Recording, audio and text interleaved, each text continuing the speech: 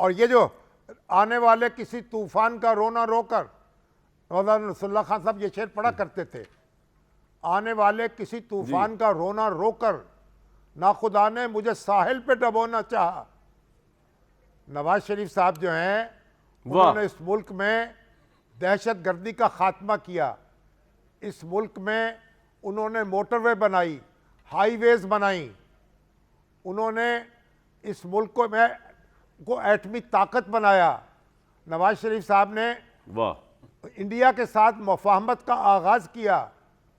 जनाब यहाँ चलकर आए वाजपेयी, चलकर आए मोदी, और हमने उसको सबोताश किया, कारगिल करके इस मुल्क को दागदार किया, अपनी तारीख को, अपने रुख बदल दिया उसका। तो इसलिए नवाज शरीफ साहब जो हैं उनमें ये सलाहियत है कि वो लीड करें, और वो लीड कर सकते हैं। और इस वक्त कौम को जो ज़रूरत है वो उस लीडरशिप की ज़रूरत है जिस पर उसका एतमाद हो। अगर वो इमरान खान साहब को एतमाद का अहल समझते हैं तो उनको ले आए। बात है वोट की, वोट के जरिए फैसला लोगों ने करना है। बिल्कुल ठीक।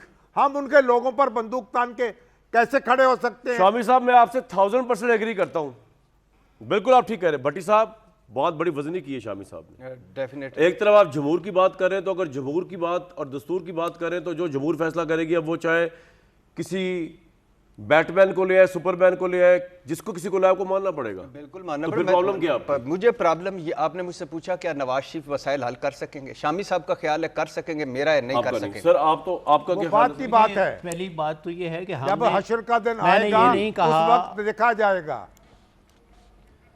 वाह वाह वाह, ये हशर के दिन हम 3 मरतबा भुगत चुके हैं। ये हशर तो पता नहीं कितनी दफा आपकी आ किस्मत चुका में ये है, आप बार बार हशर का दिन ये असल शामी साहब, ये बात है शामी साहब, अमाल ये हमारी के बाएं हाथ में होगा, हमारी किस्मतों में ये लिखा है, ये हमारा किस्मत बाएं हाथ में होगा। हमारी नामा अमाल तो कोई पता नहीं। वो कहते हैं ना, उठो वगरना हशर नहीं होगा फिर कभी, वाह। दौड़ो जमाना चाल क़यामत की चल गया। वाह, वाह, वाह। हमने ये नहीं कहा कि वो मुंतखब न हो, वो बिल्कुल मुंतखब न हो, बिल्कुल मुंतखब हों, लेकिन हम ये कह रहे थे और मैं ये कह रहा था कि मुंतखब होने के बाद की सूरत हाल क्या हो सकती है। भट्टी साहब ने एक बड़ी ज़बरदस्त बात की कि उनके मियाँ साहब के नसीब अच्छे हैं। मेरा सिर्फ ये सवाल है कि कौम के नसीब कब अच्छे होंगे? जरदारी साहब के भी नसीब अच्छे हैं, मियाँ साहब के नसीब इतने अच्छे हैं, मैं ये कहा करता हूँ कि उन्हें लंदन इतना पसंद है कि वो पाकिस्तान आते हैं तो आधी नमाज पढ़ते हैं, क्योंकि वतन असली तो वो है। एक ईद उन्होंने की है पाकिस्तान में जब वो जेल में थे, जब वो जेल में थे। साहब किसी की उसका हम क्यों मजाक उड़ाए? मेरी बात तो सुन लें सर जी। कौन सा ऐसा शख्स होगा जो अपनी मर्जी से, अपनी ख्वाहिश से जला वतनी एक्सेप्ट करेगा?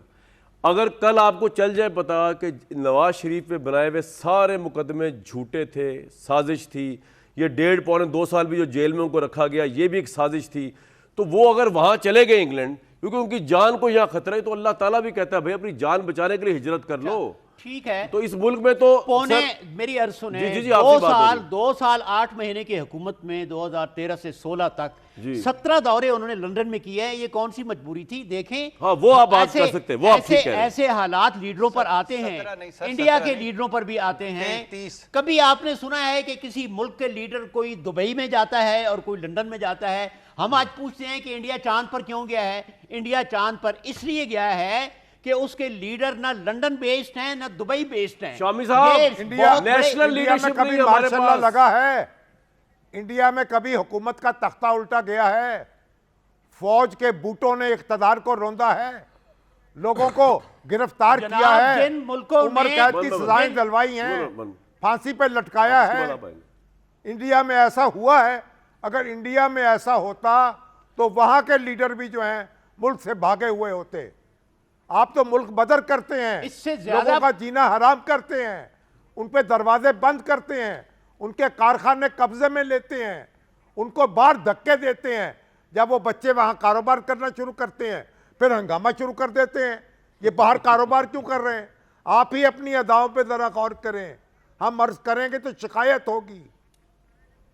जी जी, ज़ारुल हक हाँ साहब। जी, शायरी शेर तो खैर मुझे भी बहुत ज्यादा याद है, लेकिन लेकिन वज़न तो है शामी शामी साहब साहब। मुझसे सीनियर हैं, उनको शेर पढ़ने की ज्यादा आज़ादी होनी चाहिए। मैं ये अर्ज कर रहा हूँ कि पूरी दुनिया में ऐसे हालात, ये कोई पाकिस्तान अनोखा मुल्क नहीं है, अनोखा मुल्क लैटिन है। अमेरिकन कंट्रीज में, नहीं सर, इंडिया में अफ्रीकन ऐसा नहीं हुआ, कंट्रीज में। अनोखा तो है सर इस लिहाज से। भट्टी साहब ये नहीं, तो बड़ा वैलिड मेरी अर्ज तो सुने। सर। तो क्या सिर्फ नवाज शरीफ साहब के बच्चों पर उस्ताद आई थी कि उन्होंने नहीं, बाहर नहीं, बिजनेस किया बेनज़ीर है? पर भी आई यहाँ थी। और भी लोग हैं, उनके पास भी मुसीबतें आई हैं। बेनज़ीर पर भी आई थी, तो बिलावल भी बाहर पड़ा है। मैं दोनों की बात कर रहा हूं जनाब, हुजूर मुझे बोलने तो दीजिए। मैंने तो दोनों का नाम लिया है कि एक दुबई जाता है, एक वहां जाता कहां है। जाएं और? मार्शल लॉ से बदतर बुराइयां रही हैं। आपने धक्का आप देते फ्रांस हैं। को देख लें। नहीं, मैं पॉइंट समझ गया। आप शामी मिस्र साहब, को आपने देख लें। धक्का दिया है उनको आप बाहर। मिस्र को देख लें। निकाला है मार्शल ने उनको और बाहर। हुजूर सर बोलने ये तो तो माने ना, हिंदुस्तान में वो हालात नहीं जो देखिए, पाकिस्तान एक में। सेकंड हाशमी शामी साहब, आप मेरे बुजुर्ग हैं, लेकिन मुझे बोलने तो नहीं, दीजिए। आप बुजुर्गी का हक। आप जब बोल रहे थे तो नहीं, मैं आप तो जब कुछ भी बोल नहीं रहे अर्ज कर थे तो रहा। हम तो सांस मैं आपकी तवज्जो दिला रहा हूं हकायक की तरफ। एक ब्रेक ले लें हम, जनाब, एक ब्रेक ले लें। हकायक सिर्फ आपके नहीं हैं, हकायक सिर्फ दो नुक्तों के नहीं होते, यहाँ हकायक ऐसे हैं जो कुत्ते वाले काफ से भी हैं। एक अब हम मिनट। क्या करें? मैं जी एक ब्रेक लेता हूं, ब्रेक के बाद शाबी साहब प्लीज आप हमारे साथ ही रहिएगा। भट्टी साहब के पास तो मुझे लग रहा है जवाब ही कोई नहीं है।